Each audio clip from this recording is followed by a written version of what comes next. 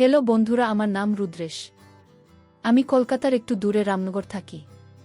আজ আমি তোমাদেরকে 1 বছর আগে ঘটে যাওয়া একটা গল্প বলবো। তার আগে আমি একটু নিজের পরিচয় দিয়েই। আমার নাম রুদ্রেশ, বয়স 22, লেখাপড়া প্রায় শেষের দিকে। আমাদের ছোট্ট পরিবার, আমি, আমার বাবা আর মা। বাবা একটা বাইরে চাকরি করে, 20 দিনের ছুটিতে বছরে একবার বাড়িতে আসে। আমার মা মোর বীণা দেবী, ডাক নাম বীণা, বয়স 38। মা আমাকে খুব আদর করে, পাশাপাশি বিশ্বাসও করে, তবে কিছু ব্যাপারে আমাকে অতিরিক্ত শাসন করে। যদিও আদর করে বেশি, আমি মাকে তবুও একটু বেশি ভয় পাই। মার অবসর সময় কাটে পাশের বাড়ির মনীষা মাসির সাথে। উনারা আজ প্রায় 1 যুগ ধরে আমাদের পাশে আছেন। মাসির ব্যাপারে পরে বলছি, তার আগে বাড়িটার বর্ণনা দেই। আমাদের আর মাসির বাড়ি পাশাপাশি। বাইরে থেকে মনে হয় এক পাঁচিলের ভেতর 2টা বাড়ি। আমাদের বাড়ির দক্ষিণে একটা পাঁচিল, তার উপরে মাসিদের বাড়ি। আমার ঘর একেবারে দক্ষিণে। আমার আর আমার ঘরের মাঝে একটা বাথরুম, যদিও আমাদের বাইরে একটা কোলতলা আছে, রান্নাঘর ও বাইরে। 2টা ঘরের 3 পাশে পাঁচিল আর মাঝে 4 এর একটা গলির সামনে উঠুন। পাঁচিলগুলো মাটি থেকে 9 ফুট উঁচু। মাসিদের বাড়িটাও একই ধাঁচের। 2 বাড়ির মধ্যবর্তী দেয়ালে একটা গেট আছে, যেটা দিয়ে আমরা একে অপরের বাড়িতে যাই। এবার মাসির কথায় আসি। আগেই বলেছি উনার নাম মনীষ, আমার সমবয়সী। উনার একটা মেয়ে, যার বিয়ে হলো 1 বছর হলো, আর থাকে চেন্নাইতে স্বামীর সাথে। মেসো থাকে বাইরে। মাসি পুরো একা, সে জন্যই মার সাথে তার জমে ভালো। মাসি আমাকে মার মাথায় আদর করে, তবে আমি কখনই তাকে মা কিংবা মাসির চোখে দেখিনি। প্রথম যখন বইতে গল্প পড়েছিলাম, সেটি ছিল মাসিকে দেওয়ার গল্প। যে গল্পে মাসিটার বর্ণনার সাথে মনীষা মাসির বেশ মিল ছিল, সেই থেকে শুরু। মাসিকে আমার কল্পনায় একটা জগৎ তৈরি করলাম। মাসিকে দেখলেই আমার গায়ে কাঁপুনি উঠত। এমনিতেই আমার মাঝ বয়সী নারীদের প্রতি বেশ দুর্বলতা ছিল, তাই মাসির সৌন্দর্য আমার অবস্থা খারাপ করে দিত। কিন্তু মার প্রতি কোনো যৌন অনুভূতি নেই, কিন্তু মাসির গলার আওয়াজ শুনলেই আমার বুক কাঁপতে থাকে। পরে ভাবলাম, হয়তো নিজের মা বলে তেমনটা ভাবতে পারি না, যেমনটা মাসিকে নিয়ে ভাবি। আমি অনেকদিন ধরে ভাবছিলাম, যদি মাসিকে একা পাওয়া যেত। সেই সুযোগ চলে এল গত বছর মার্চের দিকে। কলকাতা থেকে খবর এল, আমার এক মাসতুতো দিদির মেয়ের বিয়ে। আমাদেরকে নেমন্তন্ন করা হলো, কিন্তু আমার তখন পরীক্ষা চলছিল।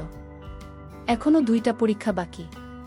তো ঠিক হলো, মা যাবে, আমি থাকব। মাসিমা না আসা পর্যন্ত আমাদের বাড়িতে থাকবে, আমার দেখাশোনার জন্য। মাত্র 3-4 দিনের ব্যাপার। তোমার চলে গেল, আর আমিও তৈরি হতে লাগলাম আমার উকি মারার মিশন কমপ্লিট করার জন্য। আমি আমার ডিজিটাল ক্যামেরাটা রেডি রাখলাম। প্রথম 2 দিন পরীক্ষার জন্য এত ব্যস্ত ছিলাম যে কোনো কাজ করার উপায় ছিল না। পরের দিন দুপুরে আমি খেয়ে দেয়ে মাসিকে বাইরে যাবার নাম করে বেরোলাম মাসিমার ঘরে। একটু পর আমি আলতো করে গেট খুলে ঢুকলাম। তারপর আমার ঘরের দক্ষিণ পাশের গলি দিয়ে ঢুকে বাড়ির পিছনের গলি হয়ে উত্তর এমার ঘরের কাছে গেলাম। মার ঘরে 2টা জানালা, একটা উত্তরে আরেকটা পশ্চিমে। আমি পশ্চিমের জানলার নিচে বসে আছি। জানালার পাশেই খাট। আমি আস্তে করে উকি দিয়ে দেখি মাসি খাটে পা ছড়িয়ে শুয়ে আছে। মাসি দেখলাম মোবাইলটা নিয়ে কাকে যে কল করছে। একটু পর যা শুনলাম, হ্যালো বীণা, কি রে, কি খবর তোর? আজ সন্ধ্যায় রওনা হবে এই বলিস? কি রে, ভালো করে মাস্তি কর। আর হ্যাঁ শোন, কাল আসার পথে একটা অলিভ অয়েলের কৌটো আর 6-7 প্যাকেট মৌজা নিয়ে আসিস। আমার আর কি খবর বল, তুই নেই, আর তার ফলে দেহটা একেবারে চুপসে গেছে রে। তাড়াতাড়ি আয়, ওকে বাই। মাসির একটা শুনে আমি আর কি উকি মারা। আমার মাথা বনবন করে ঘুরতে লাগল। আমি এমন একটা নিরাপদ জায়গা খুঁজতে লাগলাম, যেখান থেকে খুব নিরাপদে মার ঘরে উকি মারা যাবে। ভাবতে ভাবতে পেয়েও গেলাম। বাথরুমের উপরে একটু খালি জায়গা আছে, ওখানে উঠে হাঁটুপ টেনে দিলে বাহির থেকে কেউ বুঝতেই পারবে না আমি এর ভেতর আছি। আর ভেন্টিলেটর দিয়ে মার ঘরটাও পুরো দেখতে পারবো। পশ্চিমে আরেকটা ভেন্টিলেটর আছে, যেটা দিয়ে হালকা বাতাস পাওয়া যাবে, তবে গরমে বেশ কষ্ট করতে হবে। তা হোক, অন্তত আসল ঘটনাটা তো জানতে হবে। আমি এবার তৈরি হতে লাগলাম। মা আসুক, তারপর দেখি কি করা যায়। আর যদি বেসিস কি হয় ব্যাপারটা, তাহলে গলির ওখান দিয়ে জানালা উকি দিতে হবে। আমি প্রস্তুত। মা আগের দিন সন্ধ্যা রওনা দিলেও পৌঁছল আজ দুপুরে। বাড়িতে ঢুকে আমাকে দেখে একটা হাসি দিল, তবে সেই হাসি দেখে বুঝতে পারলাম যে মা আমার অনেক ক্লান্ত। মা তার ঘরে ঢুকল। আমিও পেছন পেছন গেলাম। মা হ্যান্ডব্যাগটা বিছানায় রেখে চুলের বাঁধন ছাড়তে ছাড়তে আমার টুকটাক খবরাখবর নিল। তারপর আমাকে বলল যে একটু মাসির সাথে দেখা করবে। এই বলে মাসির বাড়ির দিকে চলে গেল। আমি দৌড়ে গিয়ে বারান্দার দরজাটা লাগিয়ে মার ঘরে এসে হ্যান্ডব্যাগটা খুললাম। দেখলাম একটা ক্রিম প্যাকেট মজা, আমার দরকারি কিছু জিনিস। এবার পাশের চেনটা খুলতেই আমি অবাক হয়ে গেলাম। আমার মাকে আমি আজ পর্যন্ত কখনো এটা না পরা অবস্থায় দেখিনি। আর উনি কি না কলকাতা থেকে এসেছেন এটা না পরেই আমার মাথায় আর একটা প্রশ্ন জাগল, বা সেখানে 4 ঘন্টা লাগে, সেখানে এত দেরি হলো কেন? আমি ঠিক করলাম কোনো প্রশ্ন নয়, শুধু আড়াল থেকে দেখে যাব। আমি আমার ব্যাগটা আগের মতো রেখে চলে এলাম। দুপুরে খেয়ে দিয়ে ঘুম দিল। আমার মায়ের ঘুম খুবই কার, তাই আমি এই ফাঁকে আমার কাজ এগিয়ে নিতে চাইলাম। বাবার একটা পুরনো লুঙ্গি নিলাম, ভিডিও রেকর্ডারের ব্যাটারির চার্জ করলাম, আর একটা খালি বোতল জোগাড় করলাম। বিকেলে মা ঘুম থেকে উঠলে আমি মাকে বললাম যে আজ রাতে খেলা আছে। আমি আমার এক বন্ধুর বাড়িতে সবাই মিলে খেলা দেখব, তাই রাতে বাড়ি ফিরতে দেরি হবে। মা জিজ্ঞেস করল কত দেরি হবে। যেই আমি বললাম রাত 2টা কি 3টা, অমনি মার মুখটা খুশিতে উজ্জ্বল হয়ে উঠল। মা হেসে বলল ঠিক আছে। তারপর মা মাসির বাড়িতে গেল আর আমাকে বলল যাওয়ার আগে আমি যেন তালা লাগিয়ে যায়। আমি মাথা নেড়ে সায় দিলাম। কিছুক্ষণ পর আমিও বেরোলাম, তবে ডুপ্লিকেট চাবি সাথে নিয়ে। কিছুক্ষণ পর আমি ফিরে আসলাম। এবার আমি আমার আস্তানা সাজাতে লাগলাম। বাথরুমের দরজার সামনে একটা স্টুল রেখে ওটার উপর দাঁড়িয়ে হাতটা সরিয়ে দিলাম। এরপর বাবার পুরনো লুঙ্গিটা, এক বোতল জল, একটা খালি বোতল মদের জন্য উপরে তুলে নিলাম। তারপর আমি উঠলাম, লুঙ্গিটা বিছিয়ে দিলাম। দেখলাম ভেন্টিলেটর দিয়ে আমার ঘরটা পুরো দেখা যাচ্ছে, আর খাটটা একদম ফেস টু ফেস পজিশনে। এবার আমি নেমে এলাম। আমার ঘরে একটা দরজা আছে যেটা দিয়ে উত্তর দিকে বের হওয়া যায়। দরজাটা এতদিন ভেতর থেকে তালা মারা ছিল। আজ দরজাটা লাগাব ভেবে আমি ভেতর থেকে তালা খুললাম আর বাইরে দিয়ে লাগিয়ে দিলাম। আমার কাজ মোটামুটি শেষ। আমি এবার বেরলাম। রাত 9টার মা ফোন করতে আমি বাড়ি এসে খেয়ে নিলাম। মা বলল শোন, তোর মাসি আজ আমার সাথে থাকবে, তুই এসে দরজায় টোকা দিবি না, আগে আমাকে ফোন করবি, নইলে তোর মাসি ঘুমের ডিস্টার্ব হবে, বুঝেছিস? হ্যাঁ মা। আমি বেরোলাম তবে। হ্যাঁ যা। আমিও যাই, মনীষাকে ডেকে আনি। দুজন একসাথে বেরোলাম। মা মাসির বাড়িতে ঢুকতে আমি আমার ঘরের ভিতর দরজা দিয়ে ঢুকে ভিডিও রেকর্ড এটা নিয়ে ঘর থেকে বেরোলাম। চাবিটা নিয়েছি কি না দেখে নিয়ে আমি আমার ঘরে তালা মেরে স্টলে দাঁড়িয়ে বাথরুমের উপরে উঠে হাত টেনে দিলাম। ও হাফ ছেড়ে বাঁচলাম যে। বেশ গরম লাগছে, ভেন্টিলেটর দিয়ে বেশ বাতাস আসছে। আজ বোধহয় বৃষ্টি হবে। কিন্তু মা এখনো আসছে না কেন? 10টা বাজে গেছে প্রায়। এমন সময় আকাশে বিদ্যুৎ চমকাতে লাগল। ভেন্টিলেটর দিয়ে বেশ বাতাস আসছে। যাক, ভালোই হলো, গরমে কষ্ট করতে হবে না। এসব যখন ভাবছি তখনই গেট খোলার আওয়াজ পেলাম। মা আর মাসি আসছে। আমার বুক ধরফর করতে লাগল। ভেন্টিলেটরে চোখ রাখলাম। দরজা খুলে প্রথমে মা, তারপর মাসি ঢুকল। মা বলল চল আগে ফ্রেশ হয়ে আসি। ঠিকই বলছি সে, চলুন। মা আর মাসির মুখে সব শুনে আমার নিঃশ্বাস বন্ধ হবার জোগাড় হলো। দুজন একসাথে বাথরুমে ঢুকল। প্রায় মিনিট 5 পর দুজন বেরোল এবং ঘরে ঢুকে দরজা লাগিয়ে দিল। মা আর মাসি ঘরে ঢুকে দুজন দুপাশের জানালাটা লাগিয়ে দিল। বাইরে বৃষ্টি হচ্ছে খুব। মা বিছানা থেকে চাদরটা নামিয়ে একটা পুরনো চাদর বিছিয়ে দিল। তবে এবার যা ঘটল তাতে আমার বুক এতটাই ধরফর করতে লাগল যে মনে হলো আমি মারা যাব। মা বলল হ্যাঁ রে, দেখতো বারান্দার গেটে তালা লাগিয়েছে কিনা। মাসি বাইরে গেল, আমার হার্টবিট চলাচল বেড়ে গেল। মাসি আবার ফিরে এসে বলল হ্যাঁ রে, লাগানো আছে। এটা বলেই চুলটা ছেড়ে দিল। মা এতক্ষণ কি যেন করছিল পেছন থেকে আমি ঠিক দেখতে পারছিলাম না। এবার ঘুরে দাঁড়াতে বুঝলাম কপালে বিরাট একটা সিঁদুরের টিপ, ওনাকে একটা নাকছাবি লাগিয়েছে। ওটা দেখে মাসি বলল কিরে, আজ বোধহয় একটু বেশি গরম হয়ে গেছিস। ব্যাপারটা কি শুনি? বিছানায় যা আগে, তারপর বুঝলি ব্যাপারটা কি? মাসি হেসে এবার সম্পূর্ণ হয়ে গেল। আমি স্বপ্ন দেখছি না তো? মাসির সোজা গিয়ে বিছানায় আতশোয়া হলো, খাটে হেলান দিয়ে আমার দিকে তাকিয়ে আছে যেন। মাসি এবার মাকে হাত ছোড় দি না। তোর হলো? এখনো কাপড় ছাড়িসনি? তুই আসবি বাবা? আসছি। মা বলল, আজ রুদ্রেশ বাড়িতে নেই, সবে বাজে 10টা। এখনো হাতে 5.5 ঘন্টা বাকি, এত তারা কিসের? যদি আমার চোখ ভুল না করে থাকে তবে এটুকু বলতে পারি, চুল ছেড়ে দেওয়ার সাথে সাথে আমাকে ঘাতক মুভির বিন্দু মাছির মতো লাগছে। আমি মাঠ থেকে চোখ ফেরাতে পারছি না। মা এবার মেসির পাশে গিয়ে শোল। মাসি, আর এবার বল। তুই তো জানিস আমার যে দিদির মেয়ের বিয়ে হলো, ওনার একটা ছেলে একটা মেয়ে। তবে এতদিন মুম্বাই ছিল, বিয়ের জন্য কলকাতায় এসেছে, আর ছেলেটা কলকাতাতে থাকে। এই ধরনের দৃশ্যের বয়সী ওনাদের বিরাট বাড়ি, বেশ পয়সাওয়ালা, বুঝলি। আমাকে তো বিয়ের অনুষ্ঠানের সব পোশাক ওনারাই দিয়েছেন। এবার আসি আসল ঘটনায়। আমি যে দিন গেলাম তখনও তেমন আপনিও এসে পৌঁছায়নি। দিদি তো খুব খুশি। ওর ছেলেটা মানে পিয়ুষ আমাকে দেখে আরও খুশি।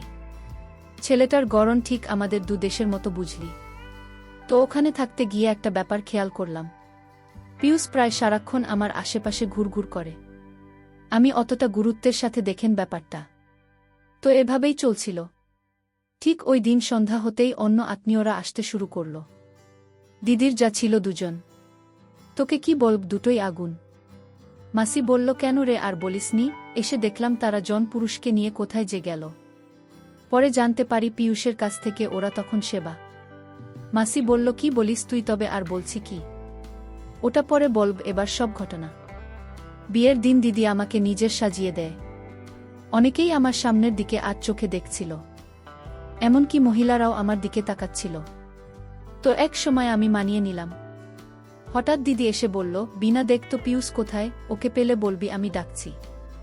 আমি পিয়ুষকে খুঁজতে লাগলাম সারা বাড়ি, কোথাও না পেয়ে গেলাম ছাদে। ওকে যে ডাকবো তখনই খেয়াল করলাম ও ফোনে কার সাথে কথা বলছে। আমি ভাবলাম কথা শেষ হলেই ডাক দেব, তাই দাঁড়িয়ে রইলাম। হঠাৎ শুনি ও বলছে, হ্যাঁ রে, খুব সুন্দর দেখতে। মার্ক এমন এক বোন হয়। আরে আজ 2 দিন ধরে তাকে ভেবে পানি ফেলেছি। দেখা যাক কি হয়। বাই। এটুকু শুনেই আমি বুঝে ফেললাম কার কথা বলছে। আমি এমন একটা ভাব করলাম যে এইমাত্র এসেছি, পিয়ুষ তাকে দিদি ডাকছে। পিয়ুষ কিছু না বলে আমার দিকে একবার তাকিয়ে চলে গেল। আমি একলা ছাদে দাঁড়িয়ে ওর কথাগুলো ভাবতে লাগলাম। মাসি কি? মা, বলছি তো দাঁড়া, একটু জল খেয়ে নিই। মা জল খেয়ে আবার বলতে শুরু করলো। আমি ভাবতে লাগলাম, তবে কি পিয়ুষ আমার সেবা করতে চায়? পাশাপাশি এও ভাবতে লাগলাম, স্বামী থাকে অনেক দূরে, বছরে কটা দিন আমার কপালে জোটে, তা ও সেটা আমার জন্য যথেষ্ট নয়। অনেকেই তো অনেক কিছু করে বেড়ায়, কেউ জানে না বলে তারা সতী নারী হিসেবে পরিচিত হয়। তাহলে আমাকে যদি কেউ কাছে চাইতো, আমি কেন সাড়া দেব না? আমার শরীরেরও তো একটা খিদে আছে। এটা চিন্তা করেই আমি সিদ্ধান্ত নিলাম যে পিয়ুষকে সেবা করব, যেই ভাবা সেই কাজ। ততক্ষণে আমার ভেতরে একটা অন্যমনস্ক জেগে উঠেছে। সেদিন পুরোটা সময় আমি পিয়ুষ স্কেচ করেছি, ওর সামনে দিয়ে দুলিয়ে হেঁটেছি, আর পরের দিনগুলোতে তো সামনে দেখিয়ে দেখিয়ে ওর অবস্থা খারাপ করে দিয়েছি। পরদিন আমি বাড়ির উদ্দেশ্যে রওনা হব। দিদি কিছুতেই আমাকে একা ছাড়বে না, তাই বলল যে পিয়ুষ আমার সাথে যাবে। তো এটা শুনে আমি একটু মজা পেলাম। আমি বেশ সুন্দর একটা সাজ দিলাম। তো আমরা শেষ বিকেলে বের হলাম। বাস স্টপে গিয়ে পিয়ুষ টিকিট নীল, পরে বাসে উঠে দেখি একদম পেছনে 2 জনের একটা সিট। আমি তো বুঝতে পেরেছি। আমি একটা দুষ্টু হাসি দিয়ে বললাম, কিরে, বেছে বেছে একেবারে পিছনের সিট নিজে। পিয়ুষ বলল, পেছনে নাকি ঝামেলা কম। আমি একটা হাসি দিয়ে জানালার পাশে বসলাম। আমাদের সামনে একজোড়া বুড়ো মহিলা, আর বামে তাদের সাথে বুড়ো লোকটা ছিল। তো বাস ছেড়ে দেওয়ার কিছুক্ষণ পরে পাশের বুড়োটা ঘুমিয়ে পড়ল। আমি জানালা দিয়ে বাইরে দেখছিলাম, কিন্তু আর চোখে দেখি পিয়ুষ আমার দিকে তাকিয়ে চোখ দিয়ে গিয়েছে। ওর একটা হাত আমার ভাইয়ের কাছে। আমি একটু নড়াচড়ার ভান করে শাড়িটা একটু টেনে নিলাম। এখন আমার বাদিকে পুরোটাই দেখা যাচ্ছে। আমি আর চোখে তাকিয়ে দেখি পিয়ুষের ফুলে ফুলে উঠছে। হঠাৎ গাড়ির গতি কমে আসছিল। একটা পেট্রোল পাম্পে ঢুকছিল তেল নেওয়ার জন্য। আমি বাস থেকে নামলাম টয়লেটে যাব বলে, তখন সন্ধে প্রায়। মা বলতে লাগল, বাচ্চা। পাম্পে থামতেই আমি বাস থেকে নেমে পাম্পের টয়লেটে গেলাম। কাজ শেষে করে যে বেরোবো, তখনই আমার মাঝে দুষ্টুমি কাজ করল। আমি সামনের খুললাম, তারপর আমার হ্যান্ডব্যাগে রেখে দিলাম। মাসি বলল, কিন্তু কেন? মা বলল, আরে দেখানোর জন্য। এরপর আমি আবার ফিরে এলাম। বাসে সিটে বসার আগে শাড়িটা এমনভাবে গোছালাম যাতে করে দেখা যায়। আমি বসতেই দেখি ও 2 চোখে গিয়েছে। আমি না দেখার ভান করে বসে রইলাম। বাসটা ছাড়তেও আমার থাই একটা হাত তুলে দিল। আমি ওর দিকে তাকিয়ে একটু হাসতেই ও আরও উৎসাহিত হল। এভাবে প্রায় ২০ মিনিট সেবা নিলাম। আমি তো প্রায় পাগল হয়ে যাচ্ছিলাম। হঠাৎ ও বলল, মাসি তৈরি হব, আমরা নাম।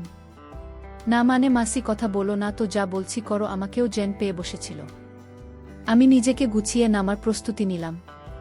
কোথায় নামছি, কেন নামছি কিছু জানি না।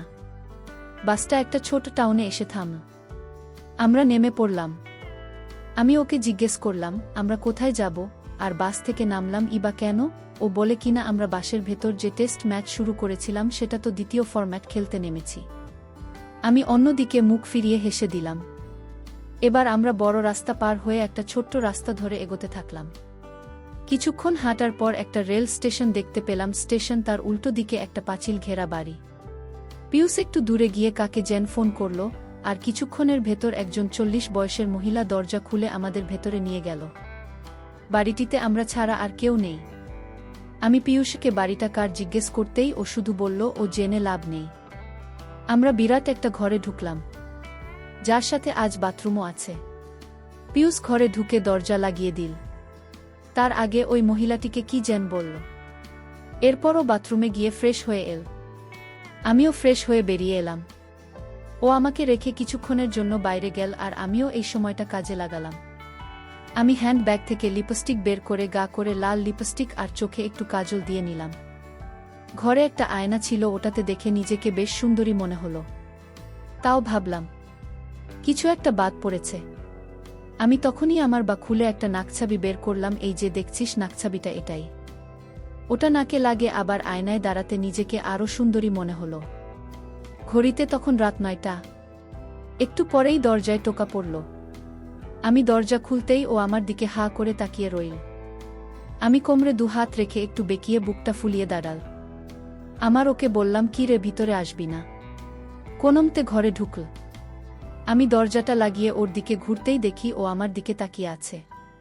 আমি খুব অবাক হয়েছিলাম যে ছেলে বা সে এতক্ষণ ধরে কষ্ট করল, অথচ সে এখন বোকার মতো দাঁড়িয়ে আছে। আমি ওকে বিছানায় ধাক্কা দিয়ে বসিয়ে দেয়। পিয়ুষ আমার দিকে এক দৃষ্টিতে চেয়ে রইল। আমি ওকে জিজ্ঞেস করলাম, কি রে অমন করে কি দেখছিস? মাসি, তুমি না অনেক বেশি সুন্দর।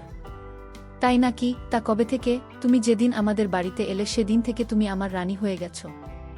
তাছাড়া আজ তুমি যে শ্বাস দিয়েছে তাতে তোমাকে সুপার ডুপার লাগছে। তাই বুঝি? হ্যালো, তাই মাসি একটু দেখাও না। এত পাগল হচ্ছিস কেন? রাত পুরোটা বাকি নাকি বাড়ি থেকে বের করে দেবে একদম? না কি যে বলো না। বের করবে কেন? না মানে অচেনা বাড়ি। ভালো কথায় টাকার বাইরে। এই মহিলাই বা কে? এটি ওই মহিলার বাড়ি। উনি আমার ছোট কাকিমার মাস্তুতো দিদি। আসলে এটা একটা সেবা নয় কি? হ্যাঁ গো হ্যাঁ, উনি এখানে এসব দালালি করেন। এই ঘরটা হচ্ছে বাড়ির সবচেয়ে এক্সক্লুসিভ। শেষ পর্যন্ত তুই আমাকে এখানে নিয়ে এলি তার বাবা। তুমি এই আস্তানাটা চিনলে কি করে? বাড়ির ছোট কাকিমাকে নিয়ে এখানে কত এসেছি। মানে আর কি? কাকিমাকে এখানে এসে কত সেবা করেছি। তুই তোর কাকিমাকে? ও হ্যাঁ, শুধু ছোট কাকিমাকে নয়, মেজকা কিমকেও। এই ঘরে দুজনকে একসাথে দিয়েছি। ওই যে মাসি, তাকে দেখলে দুয়ার খুলল কেউ। এমনকি বিয়ের দিনগুলোতে যে কয়টা দিন কাকিমারা আমাদের বাড়িতে ছিল, প্রতিদিনই সেবা করেছি। ওরে দুষ্টু বলিস কি? দিদি টের পেলে কি হতো বলতো? কি আর হতো? কিছুই হতো না। দিদি জানলে তোর কেটে রেখে দিত। তাই নাকি? আরে আমার কেটে ফেললে আমার সত্যি মা কাকে দিয়ে সেবা নিত? মানে বুঝিনি। মানে হলো তোমার দিদি, মানে আমার মা কাছ থেকে সেবা নেয়। দিদি তো কে দিয়ে নেয়? মানে তুই তোর মাকে দিচ্ছিস? হ্যাঁ, মা তো আমায় সব শিখিয়েছে। কাকিমাদের ব্যবস্থা ও মা করে দিয়েছে। আর আজ যে তোমাকে নিয়ে এখানে এসেছি, এগুলোর ব্যবস্থা করে দিয়েছে। কাকিমার জানে যে আমি তোমাকে চাই। বিয়ের অনুষ্ঠানে ওরা তোমাকে দেখেছে। অবশ্য ওরা তোমায় দেখে হিংসায় মরে যাচ্ছিল। কেন রে কেন? আবার তোমার কাছে ওরা যে কিছুই না। আমি ভাবতেও পারছি না। দি দাঁড়াও, তোমাকে একটা জিনিস দেখাচ্ছি। এটা বলে ওর মোবাইল হাতে কি যেন করছিল। তারপর আমার হাতে দিল। দেখলাম ভিডিওতে দিদি। আমি লজ্জায় দিদির দিকে তাকাতে পারছিলাম না। আমি পিয়ুষকে বললাম একটু বাইরে যেতে। ও বাইরে যেতেই আমি দিদির সাথে কথা বলা শুরু করলাম। দিদি, এটা কি করছো? কেন রে, খারাপ লাগছে? আমি তো সম্পূর্ণ থাকি রাতে। আজ পিয়ুষ নেই। তাই ঢেকে রেখেছি। নইলে মাছি বসে এটো করে দেবে যে। হ্যাঁ রে, কেমন লাগছে? যাও, তুমি না একটা জিনিস নিজের ছেলেকে দিয়ে সে বানাও, বাড়ির সেবা নিতে হবে না। তাই বলে ছেলেকে দিয়ে দেখবি না মেয়েদের সেবা নেওয়া দরকার? সেটা কার তা দেখা দরকার কি? খিদে মিটলেই হলো, তা ছাড়া সুখে তো আছি। আজ থেকে তুই বুঝবি কি মজা। তুমি কবে ব্যবস্থা করলে বলতো? তুই যেদিন এল সেদিন থেকেই ও আমাকে বলেছিল, মা মাসির সেবা করব, মাসিকে লাগবে, তুমি ব্যবস্থা করো, নইলে তোমাকে আমি চলব না। আমার একমাত্র ছেলে একটা আবদার করেছে, আর আমি তা রাখব না। তাছাড়াও যদি আমাকে সেবা দেওয়া বন্ধ করে দেয় তাহলে তো আরও বিপদ। তাই ওকে বলে দিলাম, যা যেভাবেই হোক ব্যবস্থা করব। কিন্তু বিয়ের ঝামেলায় তা আর হয়ে ওঠেনি। ওদিকে আমার যা দুইটা কথা একটু হেল্প করবে তা না। সারাদিন পিউসকে গিয়েছে। শেষমেশ ছোট সাথে কথা বলে ওর বোনের বাড়ি ঠিক করলাম। সত্যিই তুমি একটা জিনিস। আর তুই কি আমার ছেলেটাকে খাওয়ার জন্য সব বের করে করে হেঁটে বেড়াতিস? শুনলাম বাসে নাকি তোকে ফিট করে নিয়েছে। আস্ত জিনিস তুই, আর হবেই বা না কেন? আমারই তো বোন, আমাদের মারা ছিল কঠিন জিনিস। তোমার মুখে কিছুই আটকায় না, এখন আবার আমাদের মায়েদের কথা টেনে আনেন। তবে হ্যাঁ রে, তুই বাসের ভেতর নিয়ে এসে ভালোই করেছিস। কেন বলতো? যদিও আমার ধারণা ছিল তুই সেবা নিতে রাজি হবে। তা ও যদি রাজি না হই, তাহলে তোকে আমি ফোন করে বাড়িতে আনিয়ে জোরপূর্বক সে বানাতাম। দিদি, তুমি পার না, এমন কিছু নেই।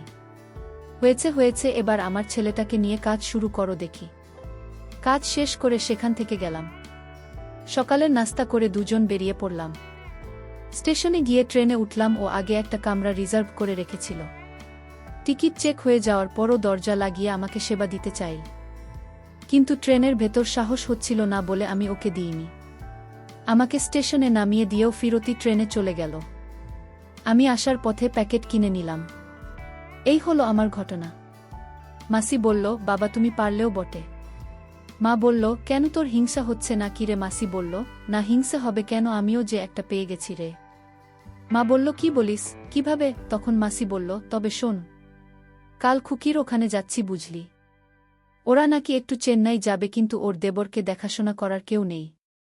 ছেলেটার বয়স কত আর 22-23 হবে হয়তো। আমাকে কথা বলতে আমি বললাম আমি আসছি। তো কেউ দেখে গেলাম। আবার যতদিন তারা চেন্নাই থাকবে ততদিন তো দেবীর দেখাশোনা আমিই করব। খুকি তো মহা খুশি, আমিও খুশি, কারণ এই ফাঁকে আমিও ততদিন বেশ আয়েশ করে সেবা নেব।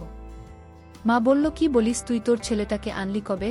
মাসি বলল, বারে গতবার ইশারা ইঙ্গিতে অনেক কিছুই বুঝিয়েছিলাম। আজ প্রায় কয়েকদিন হলো ভিডিও কলে বাগান দেখিয়েছি। এখন শুধু আসল কাজটাই বাকি। মা বলল, তলে তলে এতদূর। মাসি বলল, বারে আমাকে না জানিয়ে তুই দিতে পারলে আমি কেন পারবো না? শোন, তুই যেমন আমিও তেমন। মা বলল, আরে আমরা হলাম একজোড়া জিনিস। তাহলে তো আগামী কতদিন তোকে খুব মিস করব রে। কার সাথে হবে বলতো?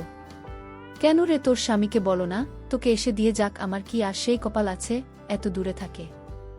আর আমার যে মাসে একবার সেবা নেওয়া সম্ভব না। মাসি বলল, কোনো চিন্তা করিস নে, অল্পটা দিনই তো, তারপর তো আমি ফিরে আসবে। ততদিন না হয় নিজেকে ধরে রাখুন। মা বলল, তা না হয় রাখলাম, তা আজ কি করব বলতো? মাসি বলল, আজ একটু নতুন উপায় হবে। আমি একটা নতুন জিনিস পেয়েছি রে। মা বলল, কি জিনিস? মাসে একটা কৃত্রিম মেশিন বের করল। মা বলল, এটা কিভাবে ব্যবহার করে, কোথায় পেলি? মাসি বলল, এটা আমাকে খুকি দেওয়ার পাঠিয়েছে, আর এটা ব্যবহার করা একদম সোজা। মা বলল, বেশ ভালোই হবে, নিজেরাই নিজেদের সেবা দিব। কি বলিস? মাসি বলল, তা তো বটেই, তবে তাই বলে বসে থাকলে চলবে না, কিন্তু সেবা নেওয়ার সুযোগ তৈরি করতে হবে। এখন চল আমরা একটু মজা করি। প্রায় 1 ঘন্টা পর মাসি বলল, খোকা কোথায় রে? মা বলল, ভোর রাতে ফিরবে দুজন একসাথে বাথরুমে, অর্থাৎ নিচে গেল। দুজনে ফ্রেশ হয়ে নিল। মা বাতি নিভিয়ে দিল। প্রায় 30 মিনিট পর আমি নেমে আমার ঘর দিয়ে বেরিয়ে মাকে ফোন করলাম যে আমি আসছি। গেট খুলতে আমি এমন একটা ভাব করলাম যে ঘুমে কাতর। মা গেট খুলে দিতে আমি সোজা আমার ঘরে গিয়ে শুয়ে পড়লাম। পরদিন আমি একটু দেরি করে ঘুম থেকে উঠলাম। উঠে ফ্রেশ হয়ে রান্নাঘরে গেলাম। দেখি মা রান্না করছে। মা আমাকে দেখে একটা হাসি দিয়ে জিজ্ঞেস করল, কি খাব? আমার কেন জানি কিছু খেতে ইচ্ছে করছিল না। ভাবলাম একেবারে দুপুরে খেয়ে নেব। মাকে বলতে মা ও কিছু বলল না। মাসির কথা জিজ্ঞেস করতেই মা বলল, মাসি তার মেয়ের কাছে যাওয়ার জন্য সকালে বেরিয়ে গেছে। এভাবে সাদামাটা ভাবে কেটে গেল পরের 4টা দিন। আমি এর মধ্যে প্রতিদিন রাতে মা আর মাসি রেকর্ড করা ভিডিওটা দেখে পানি ফেলতাম। তবে মাঝে বেশ কষ্টে আছে তা বোঝা যাচ্ছে। আগে মাসে থাকার সময়টা বেশ কেটে যেত, এখন আমার রাতগুলো ছটফট করতে করতে কেটে যায়। মাসি যাওয়া ঠিক 6 দিনের মাথায় এক রবিবারে মা বেশ ছোটাছুটি করতে লাগল। রান্নাবান্না নিয়ে সকাল হতে বেশ ব্যস্ত হয়ে পড়ল। আমি মাকে জিজ্ঞেস করলাম, এত আয়োজন কেন? মা জানাল, তার মাস্তুতো দিদি কদিন আগে যার মেয়ের বিয়েতে কলকাতা গেল উনি আসছেন। খবরটা শুনে আমার নিচে টনটন করে উঠল, কারণেই মাসে একটা জিনিস মনে হচ্ছে কিছু একটা হবে। আমি জিজ্ঞেস করলাম কখন আসবে? মা জানাল, দুপুর 2টা নাগাদ চলে আসবে। আমি এরই মধ্যে স্নান সেরে নিলাম। মাও স্নান সেরে বেশ পরিপাটি হয়ে নিল। মাসি এল দুপুর 2টায়। আমাকে দেখে মাসি বেশ অবাক হল। বারবার মাকে বলতে লাগল, তোর ছেলেটা বেশ বড় হয়েছে। এটা বলার পরে দেখলাম মা ও মাসি দুজনেই মুচকি মুচকি হাসছে।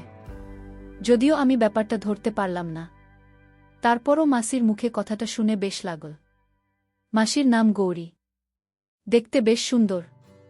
খেয়ে মাছি আমার ঘরে এল আমার সাথে গল্প করতে। মাসিমাকে বলল একটু রেস্ট নিতে, সারাদিন অনেক কাজ করেছে বলে। মা ও কথা না বাড়িয়ে আমাদেরকে রেখে ঘরে গিয়ে শুয়ে পড়ল। মাছি দরজা লাগিয়ে আমার বিছানায় উঠে বসে আমার সাথে গল্প করতে লাগল। আমার লেখাপড়ার খবরাখবর নিল। আমিও টুকটাক কিছু জিজ্ঞেস করলাম। পিয়ুষে কথা জিজ্ঞেস করতেই মাসি, জানো কি উসকে মুম্বাই পাঠানো হয়েছে? ও এখন থেকে নাকি ওখানে থাকবে? হঠাৎই মাসির প্রশ্ন। অন্যদিকে মোড নীল। মাসি বলল, কি রে রুদ্রেশ্বর, কোনো গার্লফ্রেন্ড আছে? আমি বললাম, কেন বলতো, লজ্জা পাচ্ছিস কেন? তুই বিনার সাথে এসব নিয়ে কথা বলিসনি? মার সাথে? হ্যাঁ, কেন মাকে সব বলা যায় না বুঝি? পিয়ুষ তো আমার সাথে এসব বিষয়ে খুবই ফ্রি। তোর মাকে কি তুই ভয় পাস নাকি? তা কিছুটা পায়। আমাকে ফ্র্যাঙ্কলি মনের কথা বলতে পারিস। ভয় পাওয়ার কিছু নেই। বলো না, তোর গার্লফ্রেন্ড আছে কি না? না, নেই। ও আচ্ছা, ভালো। কাউকে মনে মনে পছন্দ করিস নাকি? না, তেমন কোনো পছন্দ নেই। কি যে বলিস না, তোর মতো একটা সুপুরুষের গার্লফ্রেন্ড নেই? এটা কোনো কথা? কিভাবে কাটা দিনকাল? পিয়ুষ তো মেয়েদের সঙ্গে ছাড়া থাকতে পারে না। পিয়ুষে তো তোমার মতো একটা ফ্রেন্ডলি মা আছে, তাই ও এসব পারে। অবশ্য আমার মা যদি তোমার মতো হতো তবে আমিও পারতাম। তা কেমন মেয়ে তোর পছন্দ? এই ধরো, আমার চেয়ে বয়সে বড় মেয়েদেরকে আমার বেশি পছন্দ। তোদের বয়সী ছেলেদের এই এক সমস্যা, শুধু বড় মেয়েদের দিকে চোখ পড়ে তাদের। পিয়ুষেরও একই অবস্থা এখন দেখি তোর। কে জানে কখন হয়তো বলে বসবেন, মাসি তোমাকে আমার পছন্দ। হা হা, সে তো কবে থেকে আমি তোমাকে পছন্দ করি। বলিস কি? তা কবে থেকে আমাকে তোর পছন্দ? আমি একটু সাহস নিয়ে দুরু দুরু বুকে জুয়া খেলে ফেললাম। আমার মুখে যেদিন তোমার অসাধারণ গুণের কথা শুনলাম সেদিন থেকেই। তা কি সেই গুণটা শুনতে পারি কি? অবশ্যই পারো। আসলে আমার কাছে তোমার আর পুরুষের সম্পর্ক আর পুরুষের জন্য মাকে ফিট করে দেওয়ার কথা শুনে আমি তোমার প্রেমে পড়ে গেছি। আমার কথা শুনে মাসে একটা ধাক্কা খেলেও দ্রুত সামলে নিয়ে বলল, তোর যেখানে রাগ হওয়ার কথা সেখানে তুই আমার প্রেমে পড়লে কেন বলতো? বারে পৃথিবীতে জন্মা পড়ে ছেলেকে এভাবে ভালোবাসতে। তোমার এই গুণটাই আমাকে আকৃষ্ট করেছে। একটা প্রশ্ন করি? আমি জানি তুমি কি প্রশ্ন করবে। তোমাকে আমি একটা ভিডিও ফাইল দেব, আমার নিজের হাতে রেকর্ড করা। ওখানে তুমি উত্তর পেয়ে যাবে যে কিভাবে আমি এই ব্যাপারগুলো জানলাম। আমার আরেকটা প্রশ্ন ছিল রে। বলো না। তুই কি বিনাকে মানে তোর মাকে? বুঝতে পারছিস আমি কি বলতে চাইছি? তোমার বক্তব্যটা কি শুনি? আমি মনে করি তোদের দুজনের মধ্যে সম্পর্কটা হওয়া উচিত। এতে দোষের কিছু নেই। আমি সহ আমাদের গ্রুপের প্রায় 10 জন নারী তাদের ছেলের সাথে এরকম সম্পর্কে জড়িয়েছি এবং সুখে আছে। আমি আর পি অংশ বেশ আছি। তাছাড়া তোমার পক্ষে তোর বাবাকে সারা দিন কাটানো বেশ কষ্টকর। তোর নিজের ব্যাপারটা দেখছি। তুই বিয়ে করতে আরও প্রায় 5-6 বছর, এতদিন কিভাবে থাকবি? উত্তর আর বিনার মধ্যে যদি ব্যাপারটা ঘটে তবে তুই অনেক শান্তিতে থাকতে পারবি। তোর বিয়ের সময় আসতে আসতে তোর মা ও বেশ ঠান্ডা হয়ে আসবে। তাছাড়া তারা একে অপরকে খুব গভীরভাবে ভালোবাসতে পারি। সবচেয়ে বড় কথা হলো এটা খুবই নিরাপদ। জানাজানি হবার ভয় নেই। এতে বুঝেছিস আমি কি বললাম? আমি সবই বুঝলাম, কিন্তু মাকে একথা বলা আমার পক্ষে সম্ভব নয়। মাসি, দূর বোকা, আমি থাকতে তোর কোনো চিন্তা নেই। আমি এমনভাবে সব সাজাব যে বিনা নিজে তোর কাছে ধরা দেবে। তুই শুধু একটা কাজ করবি। আমি কি সেটা? মাসি, আগামী 4 দিনের মধ্যে আমি সব গুছিয়ে ফেলব। তুই এই 4 দিনে আমার সাথে রোজ যোগাযোগ রাখবি। তবেই হবে। আমি বললাম, আর কিছু না মাসি। না, আর কিছুই না। মাত্র 4 দিন। এর মধ্যে তোর মা যা খুশি করুক, তুই বাধা দিবি না বা কোনো প্রশ্ন করবি না। শুধু রেগুলার ইমেলটা চেক করবি।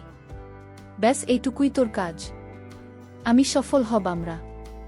মাসি বলল, এ আমার সামনে ছুঁয়ে বলছি। সফর অবশ্যই হব।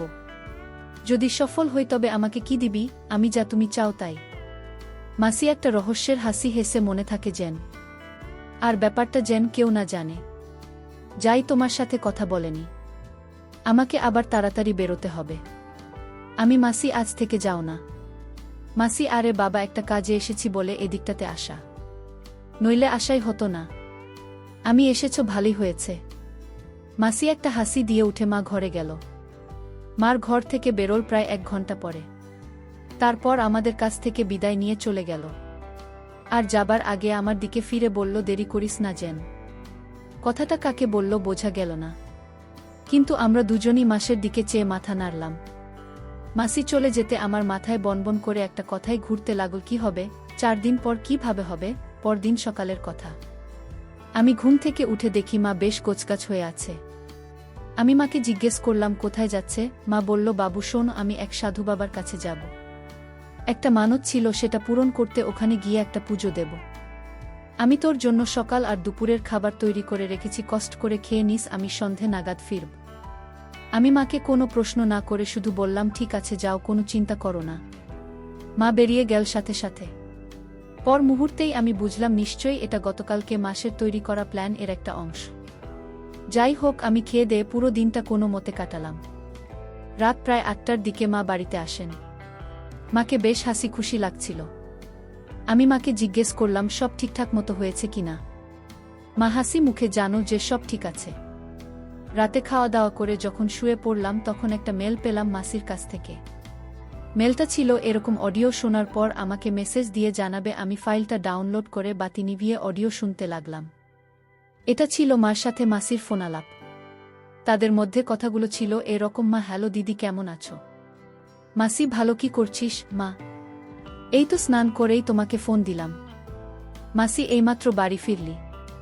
মা, হ্যাঁ গো দিদি, কিছুক্ষণ হলো এসেছি, তোমার সাথে কথা বলছি। মাসি, বাবু বাড়ি নেই? মা, না গো, একটু বাইরে গেছে। মাসি, তা কি হলো, ওখানে গিয়ে শুনি। মা, আর সেটা বলার জন্যই তো তোমাকে ফোন করা, যার কাছে পাঠিয়েছি উনি মানুষ নন, দেবতা। বাবা, আজ যা দেখলাম, নারীরা উনাকে এত মান্য করে, না দেখলে জানতাম না। মাসি, দেখলি তো, তুই তো যেতে চাস নিতা, এবার বোঝ। তা কি হলো বলো না? মা, বলছি বাবা, বলছি প্রথমে উনার আশ্রমে গিয়ে পড়ছে, মন্দিরে পুজো দিয়ে বাবার খাস কামরার কাছে গেলাম। সেখানে একজন নারীর সব দেখভাল করছিলেন। উনি আমাকে আর আমার সাথে আরও 4 জনকে একটা আলাদা ঘরে নিয়ে গেলেন। আমাদেরকে সারিবদ্ধভাবে দাঁড় করিয়ে জিজ্ঞেস করলেন, আমরা নতুন এসেছি বলে আমাদেরকে উনি কিছু শিখিয়ে পড়িয়ে দেবেন যাতে কোনো বেয়াদবি না হয়। আমি নিজের কৌতূহল চেপে রাখতে পারলাম না। উনাকে বলেই ফেললাম, দিদি, আপনি কি করে বুঝলেন ওখানকার 9 জনের ভেতর আমরা নতুন এসেছি?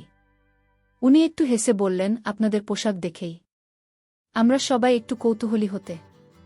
উনি ব্যাপারটা খুলে বললেন, আসলে বাবার সামনে সবসময় 2 টুকরো কাপড় পরে যেতে হয়, এর বেশি না। তাই আমি আপনাদেরকে ব্যাপারটা বলতে এসেছি। আপনারা যারা যারা পরে আছেন সেগুলো নামিয়ে ফেলুন আর গায়ে যে কোনো 2টা কাপড় রাখুন। কোনো লজ্জা পাবেন না। কাপড়গুলো পাশের বক্সগুলোতে রেখে দিন। এখানে চুরির ভয় নেই।